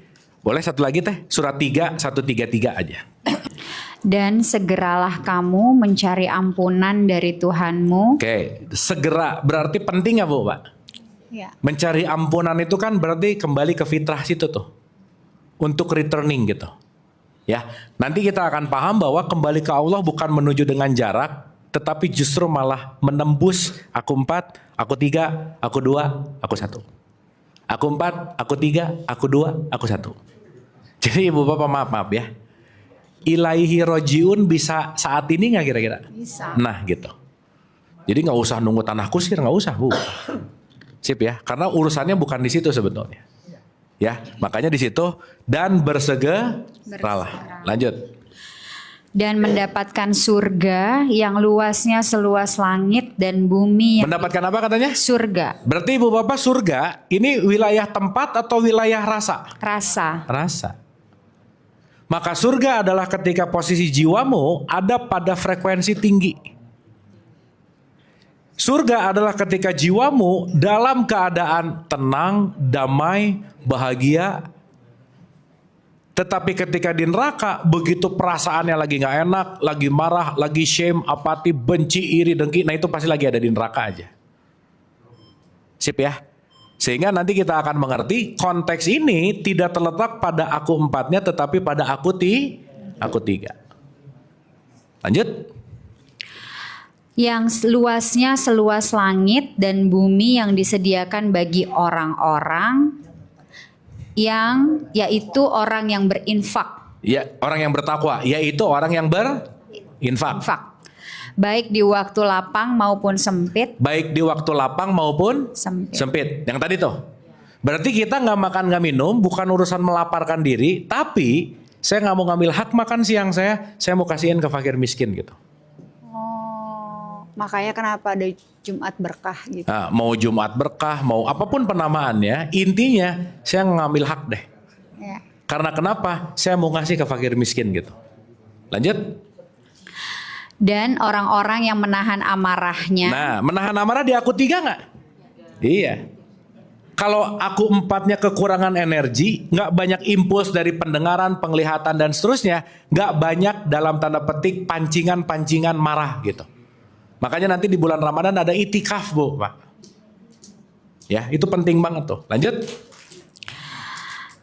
Dan memaafkan kesalahan orang lain. Dan memaafkan kesalahan orang lain. Maka di ending Ramadan pasti ada maaf-maafan, mohon maaf lahir dan karena puncak dari yang namanya ketakwaan, kita bisa melepaskan kebencian dengan memaafkan gitu. Lanjut. Dan Allah mencintai orang yang juga orang-orang yang apabila mengerjakan perbuatan keji atau menzolimi diri sendiri, segera mengingat Allah. Segera mengingat apa? Allah. Pertanyaannya, kalau kita tahu kita penting untuk kembali mengingat Allah dan bertobat, hal pertama dalam konteks yang namanya tobat atau mau mengakui kesalahan adalah tahu dulu salahnya. Betul nggak Bu, Pak? Yes. So, 30 hari ini, kalau boleh saya sederhanakan, bulan Ramadan di 30 hari adalah bulan kontemplasi. Untuk kontemplasi lebih banyak ke dalam, tidak banyak mengimpuls pendengaran kita, penglihatan kita, pikiran kita, ucapan kita. Jadi setidaknya 30 hari itu kita beneran banyak suwungnya, banyak heningnya, banyak kontemplasinya gitu. Makanya kita disuruh bangun pagi lebih awal, betul nggak Bu, Pak? Yes. Kalau di hari biasa mungkin jarang tahajud, ya ini mau nggak mau sambil sahur bangun gitu kira-kira. Kuncinya ngapain? Melakukan yang namanya perubahan, yang namanya kebiasaan. Dikit lagi. Lalu memohon ampunan atas dosa-dosanya, dan siapa lagi yang dapat mengampuni dosa-dosa selain Allah? Dan mereka tidak meneruskan perbuatan dosa itu sedang mereka mengetahui. Sip. Jadi kata kuncinya adalah banyak poin di mana nanti di bulan Ramadan untuk mengistirahatkan aku 4 supaya kita bisa get into aku 3, supaya aku 4 dan aku 3-nya bisa lebih selaras, maka nanti akan masuk ke level yang namanya aku 2 yang disebut dengan kesadaran atau pencerahan gitu kira-kira. Nah, jadi ketika kita ngelihat ini sebagai journey, perjalanan, yuk Ibu Bapak, di bulan Ramadan ini memang akan ada euforia, semuanya menyambut dengan gembira ria gitu ya, dengan selebrasi. Tapi mudah-mudahan kita bisa hening di dalam keramaian gitu kira-kira. Nah, karena dalam keheningan itu kita akan bisa masuk kepada kontemplasi yang lebih dalam. Saya rasa itu dulu ya Bapak topik kita. Supaya ini kalau mau ditambahin lagi nanti ke ina itu akan lebih panjang dan luas. Tapi mudah-mudahan ini sebagai opening kita, at least kita ngerti bahwa kita akan masuk ke bulan perenungan, di mana mudah-mudahan selama 30 hari kita mengizinkan untuk kita melakukan perubahan habits gitu. Perubahan apapun, dan perubahan itu yang akan nanti merubah si semua apapun yang konteksnya. Mau 4, 3, ya 4-3 dulu aja ya, nanti 2 dan 1 kita akan bahas berikutnya. Tapi intinya adalah melepaskan kebiasaan lama untuk membangun kebiasaan baru. Sesaat kebiasaan baru hadir, diri kita akan membaru. Sesaat kita memperbarui makna, dan kita akan mengalir untuk selalu selaras dengan yang namanya realitas. Nah, pelan-pelan nanti akan kembali ke fitrah gitu. Sip. Oke? Kang, boleh Ya, sedikit yuk sekarang short aja. Mangga. Cuman mau mengkonfirmasi aja ya pemaknaan ini bahwa hubungannya itu kan ada aku 1 dan aku 2 itu berhubungan sama yang namanya akhirat. Ya. Makanya dia tidak berubah. Ya. Dan aku 3, aku 4 ini hubungannya dengan dunia, makanya pasti berubah. Betul. Oke. Tuh. Jadi Ibu Bapak, orang yang duniawi itu bukan orang yang mobilnya banyak, rumahnya banyak, bukan. Orang yang tidak mau memperbarui pola pikirnya salah satunya.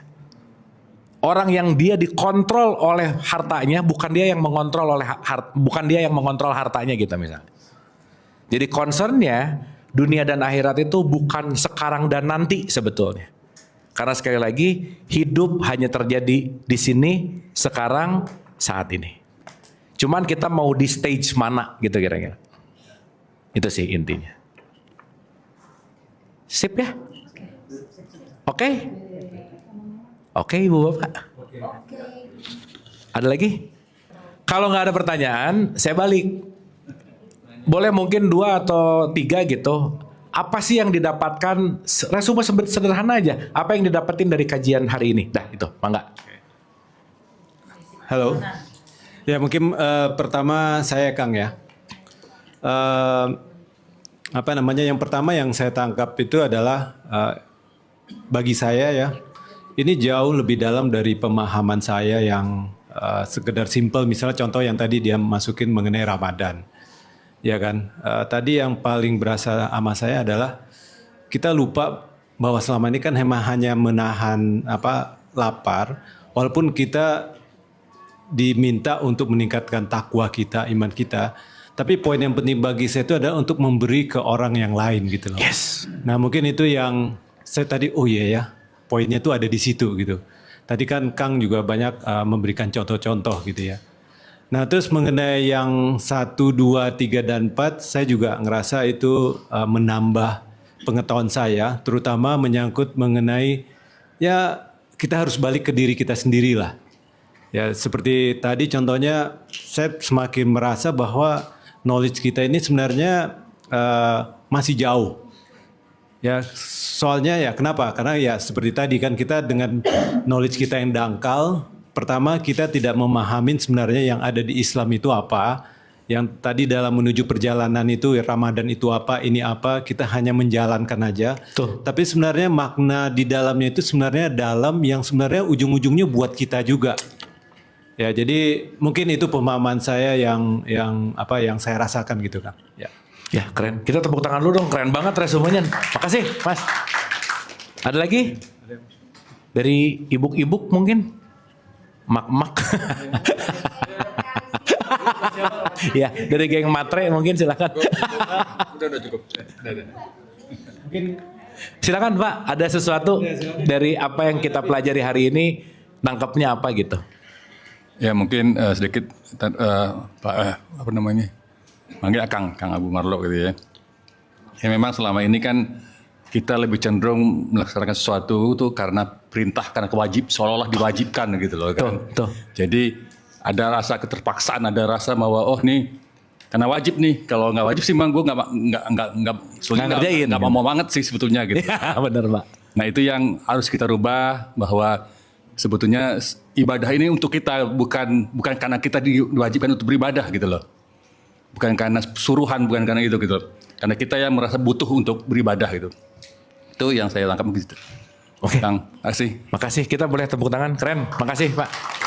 Jadi Bapak mudah-mudahan besok Ramadan nggak terpaksa amat gitu ya kira-kira. Baik. Lagi. Ada lagi? Dede dong. Ayo bisa Nah boleh. Mbak. Nah, ini aja. Reflection. Ada refleksi apa dari yang didapat apa gitu? Oke, makasih kesempatannya. Mungkin ini sebenarnya nggak fully dari saya. Saya habis diskusi juga sama Bunda. Jadi tadi sempat ada pertanyaan. Tadi kan ada di saat kita di awal dari diskusi tadi ada jadi asumsi yang namanya ideologi individualisme. Jadi kan tadi kita belajar untuk tidak menjudge orang apa. Jadi kesannya malah kita jadi tidak peduli dengan orang itu. Apakah itu jadi memunculkan sifat tidak peduli kan jadi dengan orang. Tapi setelah saya pikirin enggak juga sih. Malah jadinya bukan belajar untuk jadi nggak peduli sama orang. Tapi kita membantu orang tersebut atau kita menatap orang tersebut tanpa ada pikiran judgmental. Betul. Itu aja sih intinya. That's it. Keren. Jadi karena saya pikir mungkin itu orang-orang, dan saya juga jadi masuk, saya pernah dengar diskusi sama teman jadinya masuk ke kata-kata tersinggung itu adalah pilihan. Ah tuh. Jadi mau orang problemnya apa, rasa tersinggung itu kan kita yang merasakan, bukan orang lain. Bukan orang lain nggak peduli kita sebenarnya tersinggung atau enggak. Betul. Jadi sebenarnya ya dari ini sebenarnya masuk banget tadi ke diskusi. Oh, makanya saya langsung oh ya benar, tersinggung itu masuk ke pilihan dan jadinya masuk ke materi itu. Itu sih. Berarti kalau orang banyak tersinggung, yang sakit aku 4, aku 3. Aku 3. Yang sakit jasadnya atau jiwanya? Jiwanya. Nah udah, berarti orang yang tersinggung lagi sakit apa? Kenapa? Orang yang lagi tersinggung lagi sakit apa? Jiwa. Nah gitu. Makanya kita sekarang di rumah sakit jiwa. Iya. Itu aja sih. Jadinya dapat pertanyaan, dapat diskusi, jawabannya juga ditemuin di sana. Asik. Itu aja sih. Terima kasih. Keren. Iya Bu. Iya. Bunda mau? Oh diwakilkan. Iya.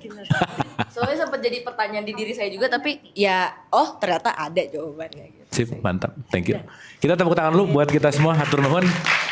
Baik, Ibu dan Bapak, karena asar sudah berkumandang, kita akhiri dengan hening bersama sebelum kita tutup. Tidak sibuk pikirannya, santai dan rileks. Al-Hadiniyah, Al-Fatihah. Auzubillah.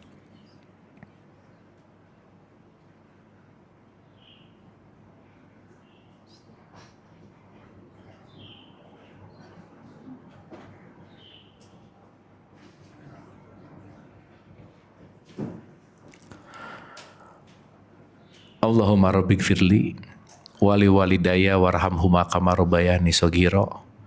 Rabbana atina fid dunya hasanah wa fil akhirati hasanah wa qina adzabannar wa adkhilnal jannata ma'al abrar ya aziz ya ghafar ya rabbal alamin.